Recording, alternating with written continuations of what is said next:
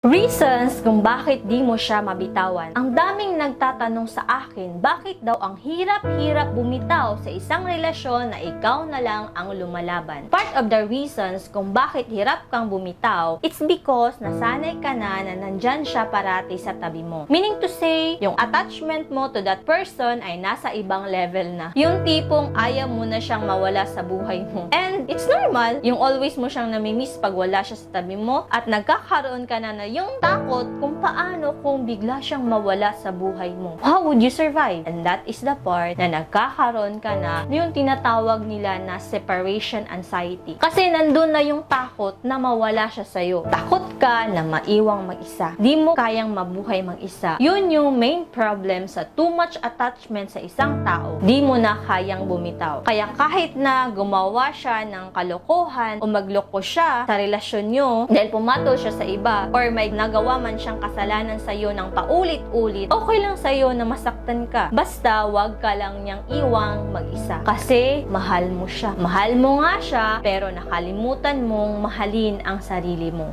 Hinahayaan mong taktan ka niya ng paulit-ulit. Siguro, tama na yung pagiging martyr natin. Kasi yung sarili mo ang nagdurusa. And the sad truth, di mo mabubura ang lahat ng memories na magkasama kayo. Kasi mahirap naman talaga yung kalimutan. Nandun na yun at tapos na yun. Hanggang doon na lang talaga. And all the memories need to be valued. Nasa sayo na yun kung paano. Pero pakiusap, huwag mong panghihinayangan ang lahat ng memories at samahan nyo kung tanging yan na lang ang dahilan kung bakit ka kumakapit. Huwag mo nang pahirapan pa ang sarili mo. Sa totoo lang, marami pang pagkakataon na pwede kang sumaya. Learn to live alone. Marami ka pang magagawa kahit sarili mo lang ang kasama mo. At kapag dumating na yung panahon na nasanay ka na mag-isa at nakatagpo ka na ng panibagong tao na magpapatibok ng puso mo, di ka na matatakot sa posibilidad na iwanan ka niya. Pero sana malaman mo at maintindihan mo na hindi lang ang pinagsamahan ang dapat mong pinapahalagahan, kundi yung kasalukuyan mong nararamdaman. Lalo na yung tao na yun ay walang ibang ginawa para maging maayos kung ano ang meron kayo. It is the right time na you need to let go. Trust yourself. Pagkatiwalaan mo ang sarili mo na kaya mo makahanap ng lalaking mas higit pa sa taong nang iwan sa'yo. And always remember this, mga ka-arty, na kung sakaling makikita mo na parang ikaw na lang yung kumakapit,